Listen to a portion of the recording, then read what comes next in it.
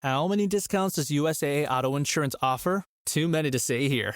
Multi-vehicle discount, safe driver discount, new vehicle discount, storage discount, legacy. How many discounts will you stack up? Tap the banner or visit USAA.com/auto discounts. Restrictions apply. LifeLock, how can I help? The IRS said I filed my return, but I haven't. 1 in 4 tax-paying Americans has paid the price of identity fraud. What do I do? My refund, though. I'm freaking out. Don't worry, I can fix this. LifeLock fixes identity theft guaranteed and gets your money back with up to $3 million in coverage. I'm so relieved. No problem. I'll be with you every step of the way. 1 in 4 was a fraud-paying American.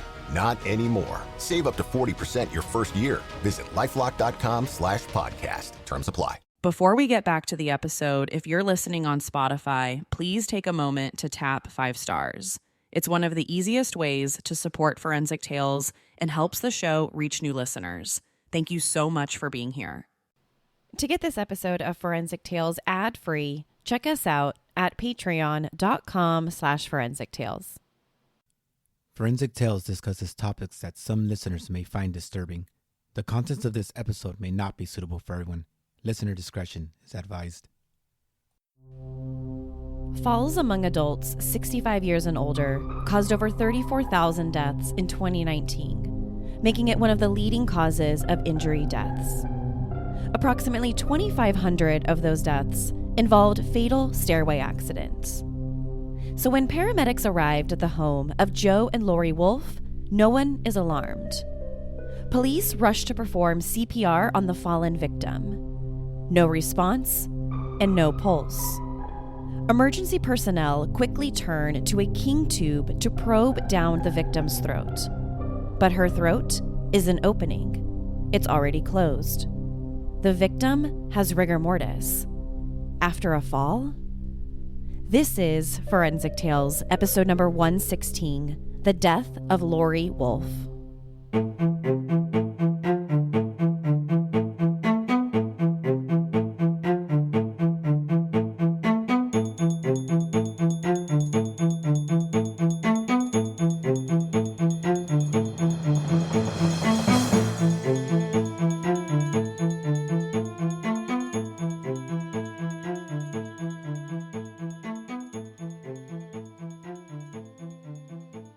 Welcome to Forensic Tales. I'm your host, Courtney Fretwell Areola.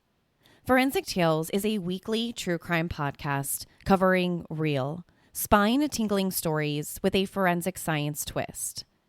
Some cases have been solved with forensic science, while others have turned cold.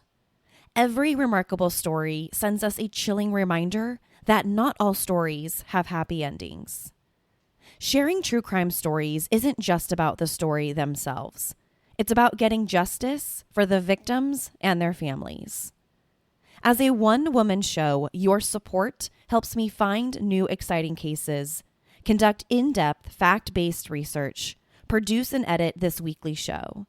And for supporting the show, you'll get early ad-free access to weekly episodes, exclusive merchandise not available anywhere else, bonus content, shout-outs and episodes, and priority on case suggestions. Before we get to the episode, I want to give a huge thank you and shout-out to this week's newest supporters of the show, Jim C. and Hope. Thank you so much, Jim and Hope. To learn more about supporting Forensic Tales, consider visiting our Patreon page at patreon.com/Forensic Tales, or by simply clicking the support link in the show notes. You can also support the show by leaving a positive rating with a review. Now, let's jump right into this week's case. Hey everyone, before we get into this story about Laurie Wolfe, I have a really important true crime update to bring to you. In episode number 39 of Forensic Tales, we covered the Sherry Papini story. If you've listened to the episode, or simply if you follow the case, you probably already know that there's been a significant update in the case. In 2016, then 34-year-old wife and mother Sherry Papini was kidnapped while out jogging near her Northern California home. Within hours of her kidnapping, the police found her cell phone and headphones less than a mile from her house, but there was no sign of Sherry.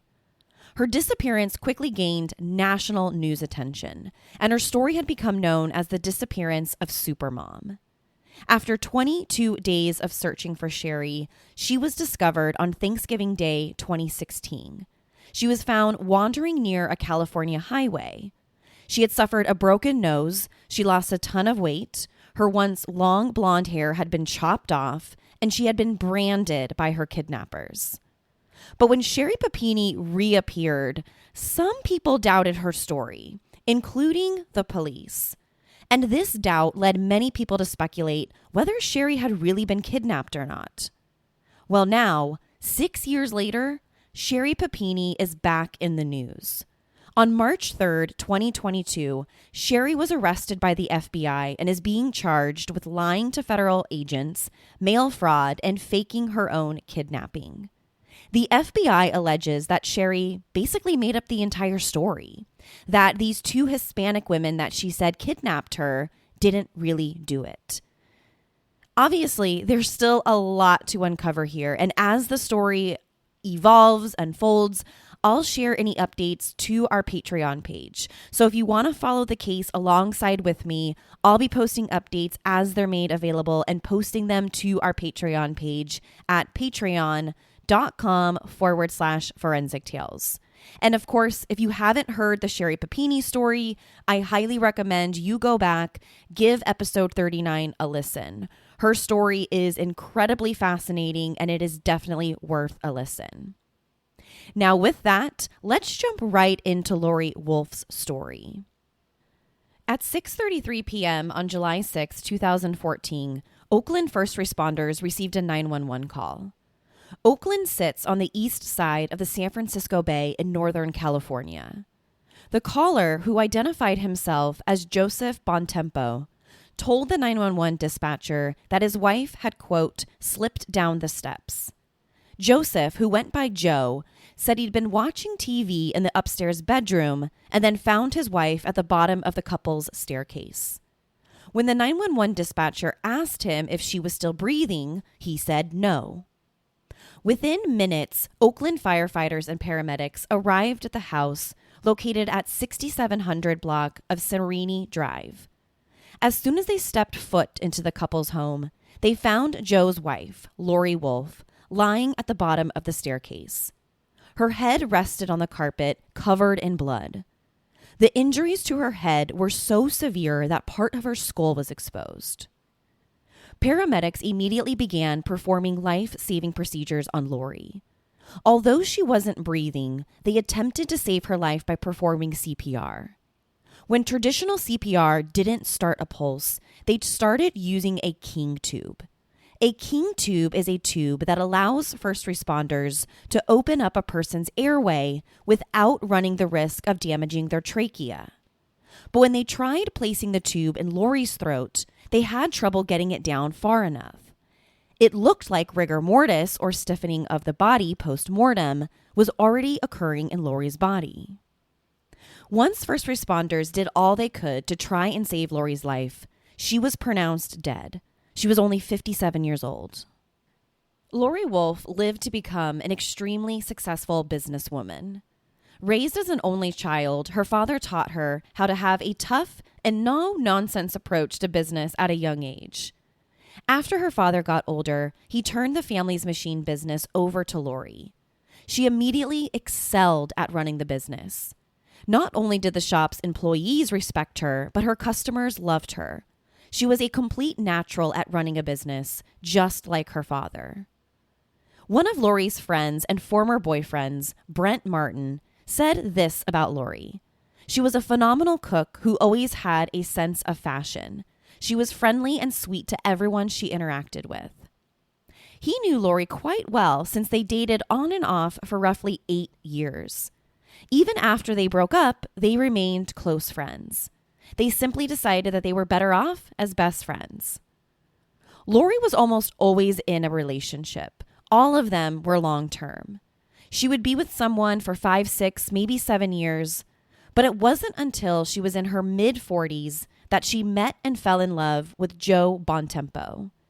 They met while in a photography class in the mid-1990s, and there was just something so different and so special about Joe.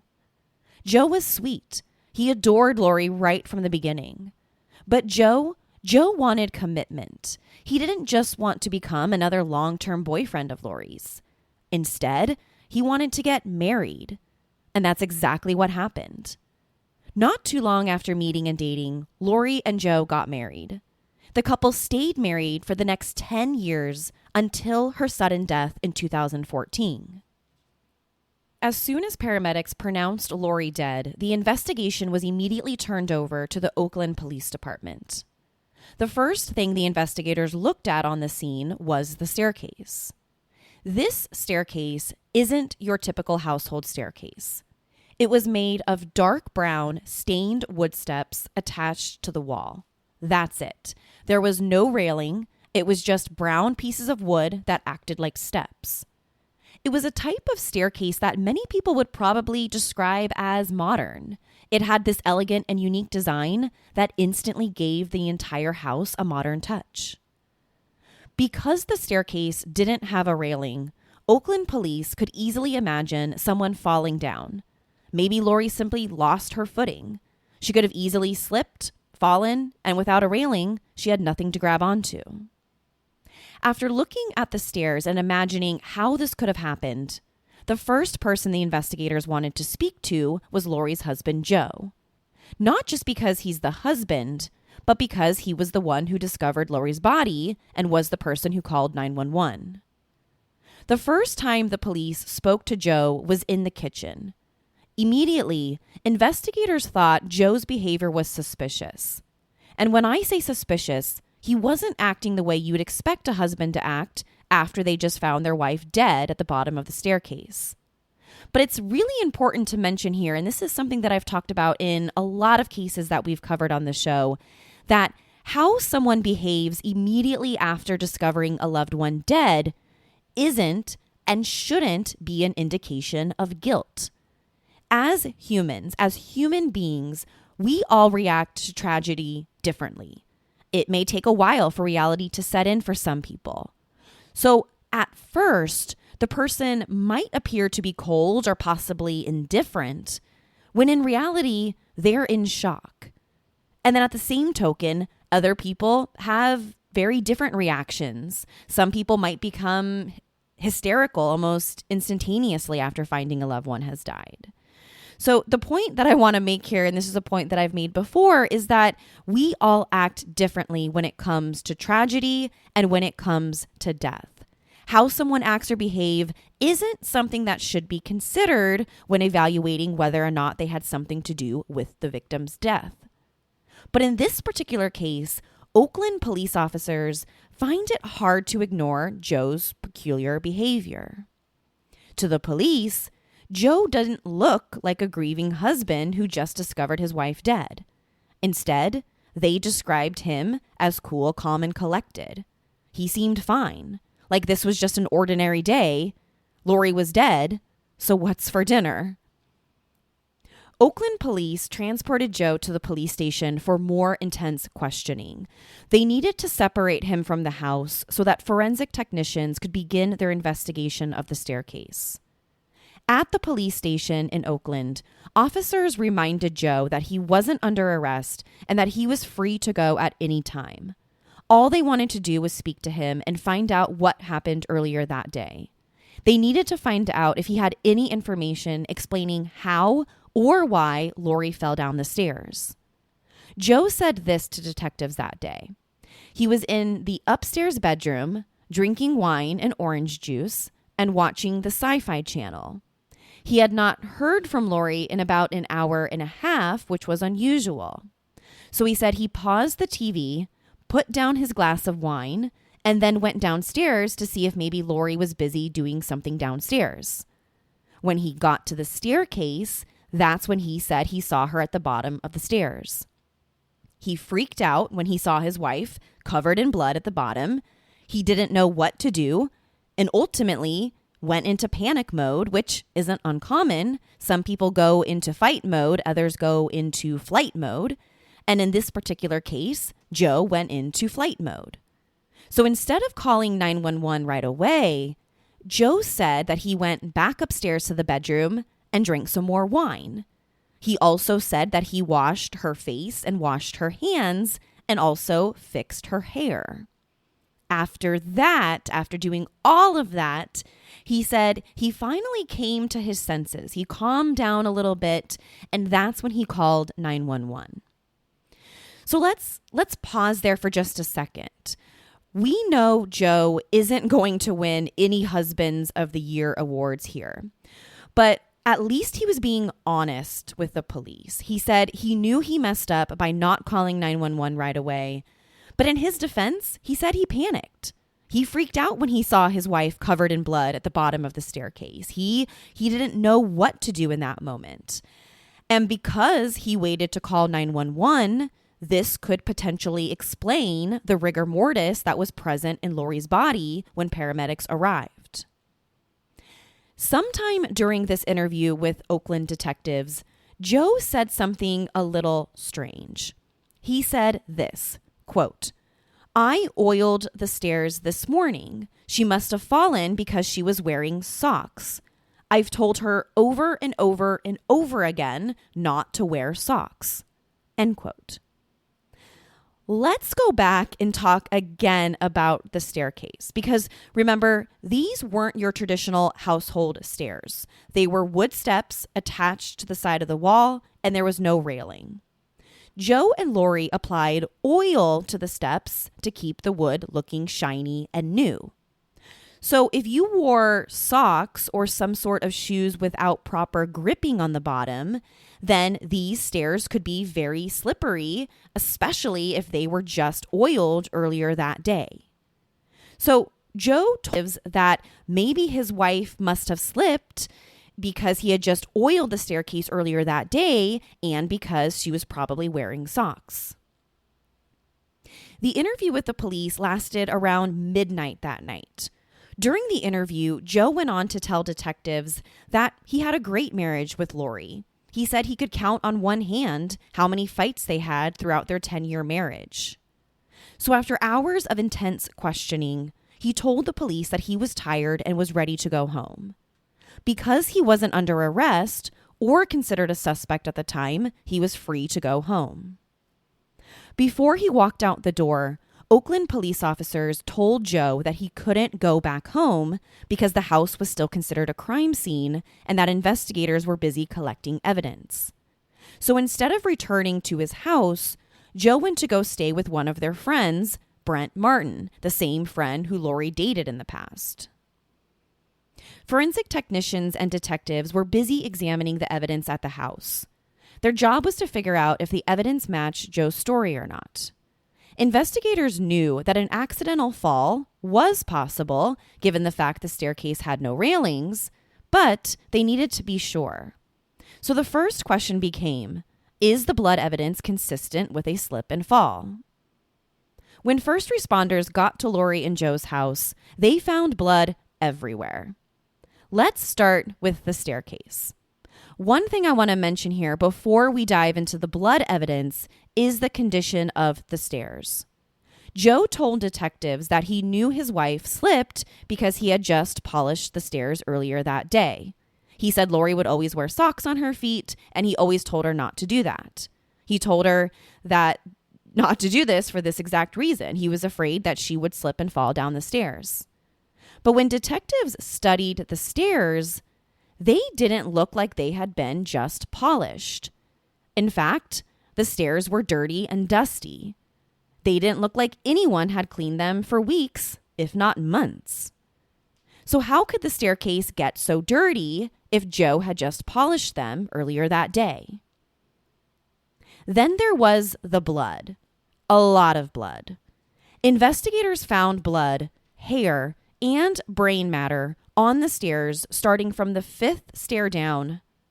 This discovery suggested that if Laurie accidentally fell down the stairs, she must have slipped either on or before the 5th step down. As investigators looked down to the 4th, 3rd, 2nd, and 1st stairs, they saw an increased amount of blood spatter. In other words, as you went from the 5th step down to the 1st, the more and more blood they saw on each descending step of the staircase. By the time they got to the bottom, they had found a huge pool of blood on the carpet. The pool of blood was next to Laurie's head. Now, how much blood would you expect to find in cases of a person falling down the stairs? Before we talk about that, let's talk about fatal cases of falls downstairs. So according to the Center for Disease Control, falls among adults 65 and older caused over 34,000 deaths in 2019, making it the leading cause of injury death. Approximately 2,500 of those deaths involved fatal stairway accidents. So fatal stairway falls are relatively common. But it's not only age. Fatal falls are also common among people who are intoxicated. Now, Laurie Wolfe wasn't 65, she was 57, so she might not exactly fit into this statistic, but she's only a few years away, therefore making the reality of an accidental fall entirely possible. Now let's talk about the blood. Oakland investigators encountered a ton of blood on the stairs and on the floor next to Laurie's body. So, how much blood is common in fatal stairway falls? Well, that's a tricky question to try and answer. It depends. It depends on the type of injuries the victim suffered, how many stairs did the victim fall, and of course the staircase itself. Was it carpet, wood, or was it made of something else? The most significant indicator of how much blood you'd expect is determined by the victim's type of injuries. Some more severe falls can include deep lacerations to the head and neck or severe head injuries like a skull fracture. In that case, you could expect to see a lot of blood around the victim. So if Laurie had suffered a deep laceration either to her face, skull, or her head, then yes, you'd probably expect to see a lot of blood in the area. And then if she slipped on the 5th step, hit her head there, then continued to hit her head on each step going down, then again, there would be a lot of blood spatter. Then the pooling of blood found around Laurie's head could be explained by the fact that she laid there for a little bit of time before first responders arrived, causing the blood to pool around her head and face. Based on Joe's own admission to the police, we know that he didn't call 911 right away. He said he didn't know where his wife was for about an hour and a half.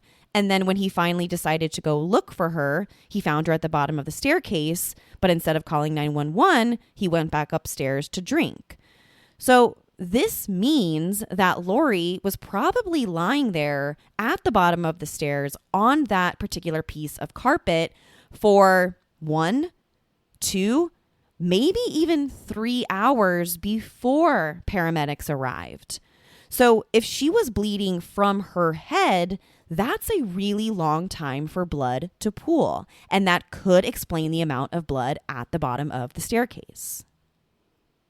Investigators also found blood spatter on the wall next to Laurie's body and the staircase.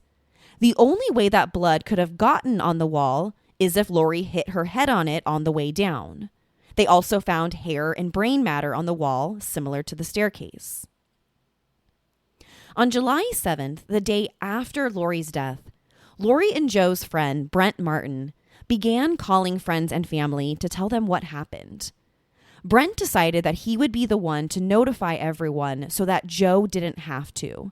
He just couldn't imagine what losing your wife would be like, so he thought that he would do his friend a favor and be the one in charge of calling people. Everyone Brent spoke to was shocked to learn about Laurie's death. They almost couldn't believe that it was true. How could a healthy 57-year-old woman accidentally fall down the stairs and die?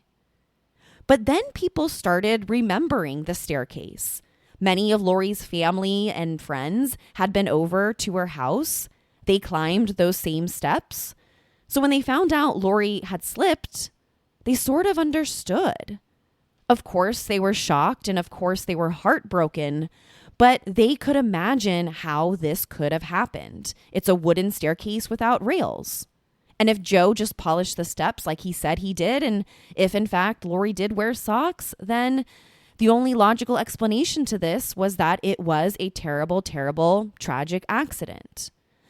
In fact, some of the people even told Brent how they had slipped on those stairs before.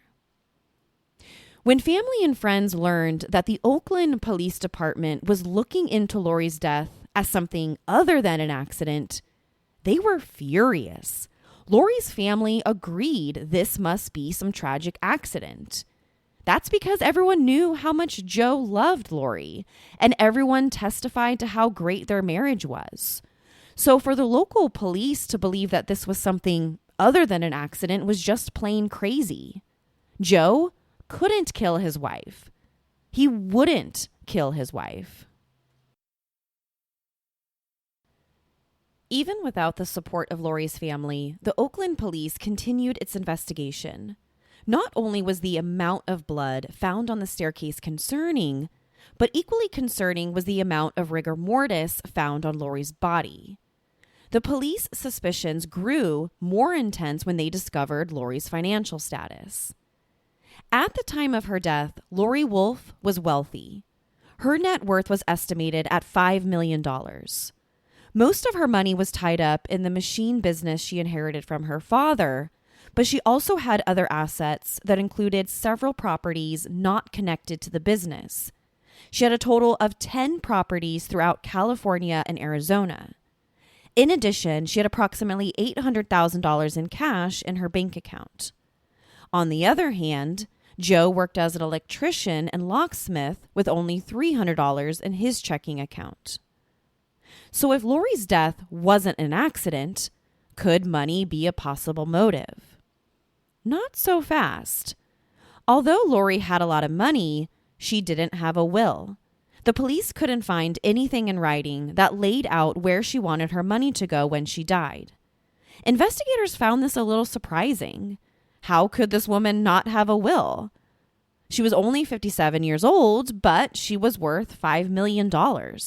That's a lot of money not to have taken care of in the event of your death, whether your death is expected or unexpected. So could money really be a motive if this wasn't an accident? This was a question that the Oakland police really had to consider and sit down and think about. And the only possible explanation they came up with was that by default, under California law, without a will, the spouse is typically the one who's entitled to the money. So could Joe have known his wife didn't have a will and that he would be getting the money in the event of her death? 3 days after Laurie's death, the Oakland City forensic pathologist performed her autopsy. The police anxiously awaited the report. They were suspicious about the crime scene. Then they were suspicious about the money. After examining Laurie for both internal and external injuries, the pathologist found that she had suffered a total of 57 injuries from the fall. They included 1 to the left side of her nose, 6 lacerations on the back of her head, an injury to the right side of her neck, blunt injuries to her arms, multiple bruises on her arms and hands, 2 lacerations to the 4th finger of her left hand, 2 abrasions on another finger, bruising on her legs, and bruising and blunt injuries to her torso. The bone in her left 4th finger was also broken. Some of her ribs were broken, and the pathologist found bleeding on the brain's surface. Obviously, this sounds like a lot of injuries for a fall down the stairs. But according to Oakland's forensic pathologist, the injuries he observed on Laurie's body were consistent with a fall. He couldn't determine whether this was an accident or a homicide based on the injuries alone. He wanted to wait for all of the other tests to come back before ruling on the manner of death. While the investigators waited for the pathologist's ruling on the manner of death, they made it known they were looking at Laurie's death as a possible homicide, which didn't make her family and friends too happy. Everyone loved Joe, and everyone knew how much he loved Laurie. In fact, when some of them found out the police were investigating Laurie's death as a possible homicide, they joked that Laurie would be the one to beat Joe up, not the other way around. In the days following Laurie's death, Joe continued to stay at their friend Brent Martin's house. But while he was crashing there, Brent started to notice that Joe wasn't at the house very much. Joe even asked him if he could borrow his car at one point. Then he'd be gone for the rest of the day.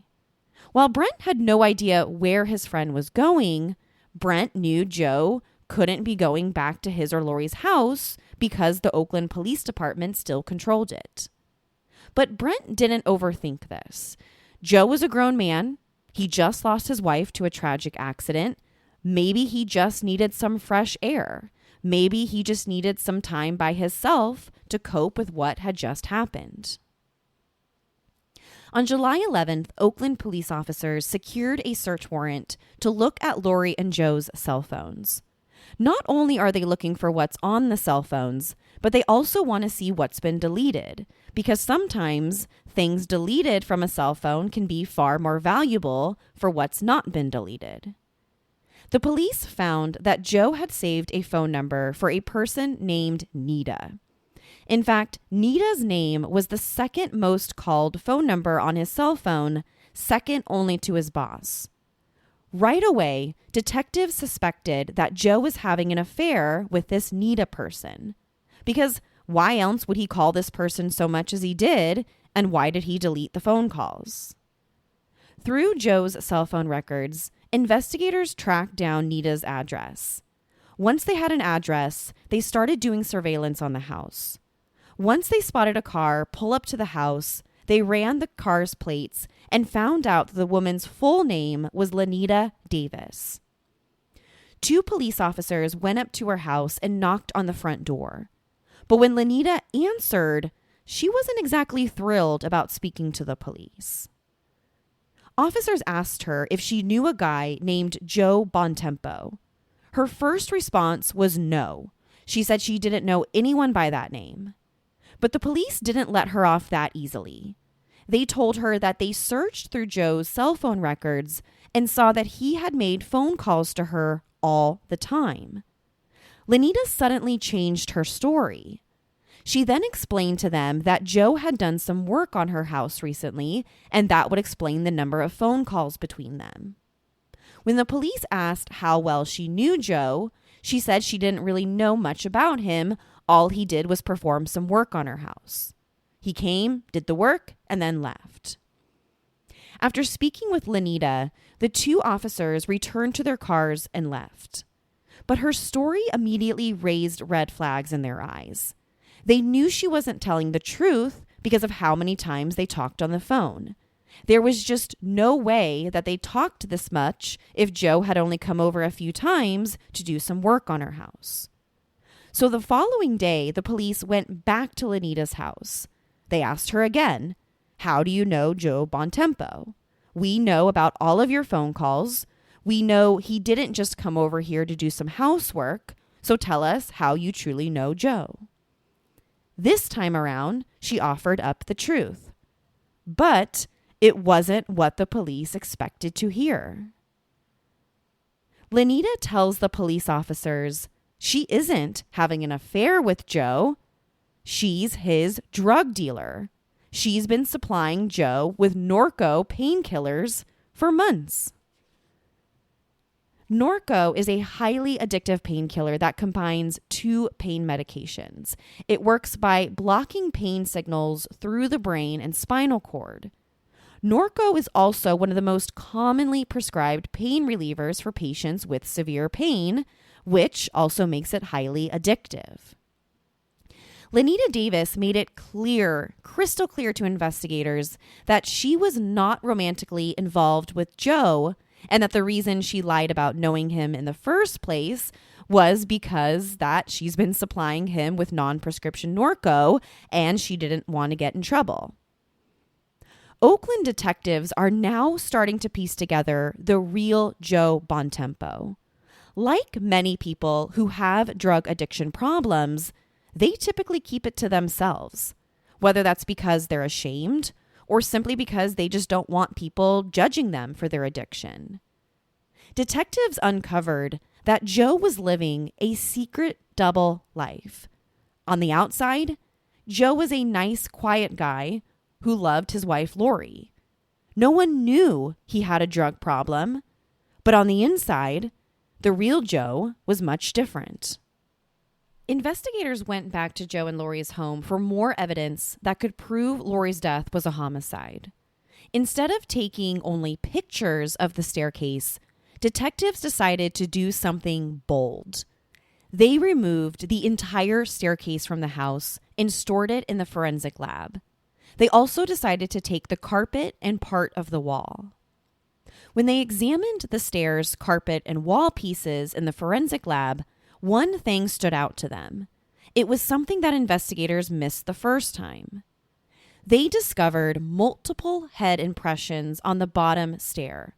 Not just one, like you'd expect if Laurie fell.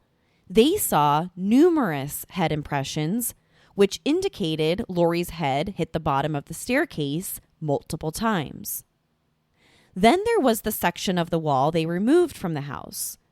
Besides the blood spatter, they also saw hand swipes in the blood, like someone was trying to get up and swipe their hand against the wall through the blood. The more and more investigators studied the forensic evidence, the more it started to contradict Joe's story. Investigators learned that Joe was in the business of installing security cameras. He had installed multiple cameras around his house as well as in the neighbor's house. So a couple of the police officers decided to go over to the neighbor's house to see if the neighbor's camera caught anything on the afternoon of Laurie's death. Lucky for them, one of the security cameras faced perfectly in the direction of Joe and Laurie's house. They studied the film from the afternoon of Laurie's death, and on the film, they spotted Joe leaving the house in his van around 5:10 p.m. He was gone for about 30 minutes, then returned home at 5:43 p.m. Now, the police had no idea where he went during this time, but what's important is that Joe never told the police he left the house that day. He left this part completely out of his story. Not only that, but the first responders who arrived at the house noted that rigor mortis had already begun to set in on Laurie's body. They couldn't even get the CPR tube in her throat because of the advanced stages of rigor mortis, which led them to believe that she had been dead much longer than Joe said. This also got the police wondering, could he have used this time to get rid of his bloody clothes? While detectives continue to comb evidence suggesting Laurie's death was a homicide and not an accident, the forensic pathologist finally issued a ruling. Once all of the tests came back, and once he had a chance to review all the injuries to Laurie's body, he concluded the manner of death was a homicide. The pathologist was quoted as saying, "This could only be an accident in a cartoon," end quote. While the official forensic pathologist's ruling in hand, the police went directly to the Oakland prosecutor's office to move forward with homicide charges. 1 month after Laurie's death, Oakland police officers got an arrest warrant for Joe. When they got to his house, they told him, "Today is the day," put him in handcuffs, and arrested him. News about Joe's arrest for Laurie's murder came as a total shock to Laurie's family and friends. This whole time, they stood behind Joe. They supported him. They didn't believe he was capable of something like this. In fact, several of them even wrote letters to the prosecutor asking them to not charge him and ask them to drop the case entirely. Even with all the forensic evidence pointing to a homicide, Laurie's family simply didn't want to accept her death as murder. On July 23, 2016, 2 years after Laurie's death, Joe's criminal trial began. The trial was going to rely almost entirely on the physical evidence. The jury needed to decide, did the evidence support an accidental fall down the stairs, or did the evidence support homicide? The forensic pathologist who conducted Laurie's autopsy testified for the prosecution. He testified that Laurie died from multiple blunt injuries, 57 injuries to be exact. He believed that the amount and type of injuries to her body weren't consistent with an accidental fall. But if Laurie didn't fall, then what happened to her? According to the prosecution, the blood evidence speaks for itself. Investigators found blood smears on the wall like someone had been pushed against it with bloody hands. There was blood on the stairs themselves and blood soaked into the carpet at the bottom of the stairs. Forensic experts for the prosecution testified that the stains of spatter and saturated blood were consistent with a bloody head being bashed to the ground multiple times.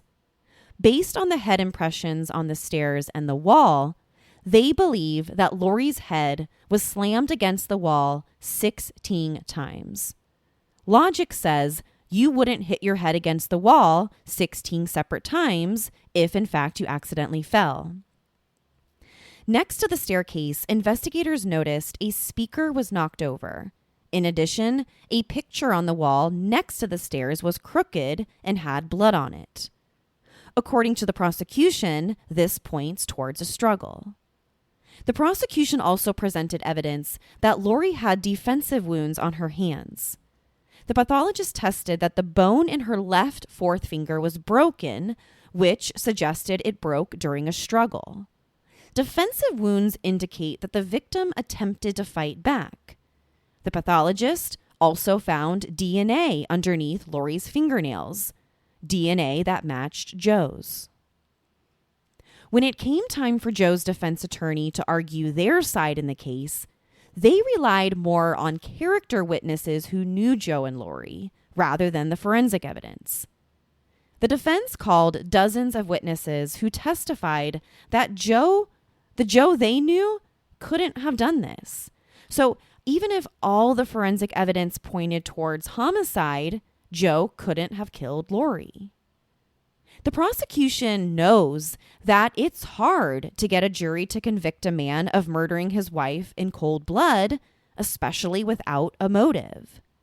In their opening statements, the prosecution told the jury that they wouldn't be able to provide them with a motive for Joe murdering Laurie. They simply said they didn't have one. Yes, money could have been a factor. Yes, Joe's addiction to painkillers could have been a motive. But at the end of the day, the prosecution admitted that they didn't have a motive. So for a jury to convict a man of murdering his wife by bashing her head 16 times against the wall without a motive is going to be tough. It's going to be really, really tough to do. Although a motive isn't required for a conviction in a criminal trial, of course, it always helps. I think at the end of the day, most people want to understand why someone committed a brutal crime if they're going to, in fact, convict them of it. At a critical moment during the trial, the defense seemed to suggest that if Laurie's death wasn't an accident like they argued, then it was done in a heat of passion. Okay, let's stop there for a second. At first, Joe's defense said that Joe didn't do this. It was an accident. But then they kind of changed their story. They said if it wasn't an accident, and the key word in that sentence is if it wasn't an accident, then Joe must have killed his wife out of a heat of passion. Now, I'm not sure what the defense's strategy was at this point to suddenly kind of change their story, and we may never know because Joe never took the stand to testify in his own defense. So once the prosecution heard Joe's defense team basically suggest that he may have killed Laurie out of a heat of passion, this entirely changed everything. The prosecution initially charged Joe with first-degree murder. But if Joe killed Laurie from a heat of passion, then we're talking about manslaughter, not murder. For someone to be convicted of first-degree murder, the person must have intentionally killed another. Under California Penal Code Section 187, murder is defined as one person killing another person with malice aforethought. Malice is defined as the knowledge and intention or desire to do evil. So malice aforethought is found when one person kills another person with purposeful intent. Manslaughter, on the other hand, is different. Under California law, Manslaughter is a homicide that is unintentional killing of another person. So the critical difference or keyword here is intentional versus unintentional. Did Joe intentionally kill his wife, which makes this case a first-degree murder case? Or did Joe kill his wife in a heat of passion, which falls under the umbrella of manslaughter? Regardless of the defense's hint at a heat of passion, the prosecutor in this case believed it was murder, that Laurie's death wasn't a heat of passion, it's not manslaughter, and they decided to continue to pursue first-degree murder charges. After 15 days of testimony, the court handed down the case to the jury to decide Joe's fate. After only a few hours of deliberation, they reached a verdict. Guilty. They found him guilty of second-degree murder, and they sentenced him to 15 years to life in prison. The verdict wasn't what either side wanted. The prosecution wanted first-degree murder, and the defense wanted either complete innocence or, at the very least, manslaughter. But in the end, the jury decided based on the forensic evidence. They agreed with the pathologist that the amount and severity of injuries to Laurie's body wasn't consistent with a fall. The forensic evidence proved that she didn't die from an accidental fall down the stairs. Laurie was murdered. Joe performed a heinous crime, murdering his wife in a seemingly happy relationship. Laurie Wolfe didn't deserve to die, and we can only speculate on Joe's motive. Was he unhappy? Was he depressed? Was he an addict? Or was he just another cold-blooded killer? To share your thoughts on Laurie Wolfe's story, be sure to follow the show on Instagram and Facebook at Forensic Tales. Do you think there's a possibility that Joe is actually innocent? Could Laurie have accidentally fallen down the stairs like he said? To find out what I think about the case, sign up to become a patron at patreon.com/forensictales. After each weekly episode, I release a bonus episode where I share my personal thoughts and opinions about the case. To check out photos from the case, including pictures of the staircase, be sure to head to our website, forensictales.com. Don't forget to subscribe to Forensic Tales so you don't miss an episode. We release a new episode every Monday. If you love the show, consider leaving us a positive review or tell friends and family about us. You can also help support the show through Patreon. Thank you so much for joining me this week. Please join me next week. We'll have a brand new case and a brand new story to talk about. Until then, remember, not all stories have happy endings. Forensic Tales is a Rockefeller audio production. The show is written and produced by me, Courtney Fretwell Areola. For a small monthly contribution, you can help create new compelling cases for the show, help fund research, and assist with production and editing cost. In addition, for supporting the show, you'll become one of the first to listen to new ad-free episodes and snag exclusive show merchandise not available anywhere else. To learn about how you can support the show, head over to our Patreon page, patreon.com/forensictales, or simply click the support link in the show notes. You can also support the show by leaving us a positive review or spreading the good word about us. Forensic Tales is a podcast made possible by our Patreon producers, Tony A., Nicole L., David B., Paula G., Selena C., Nicole G., Christine B., Karen D., Nancy H. If you'd like to become a producer of the show, head over to our Patreon page or send me an email at courtney@forensictales.com to find out how you can become involved. For a complete list of sources used in this episode, please visit forensictales.com. Thank you so much again for listening. Your support means the world to me. I'll see you next week. Until then, remember, not all stories have happy endings.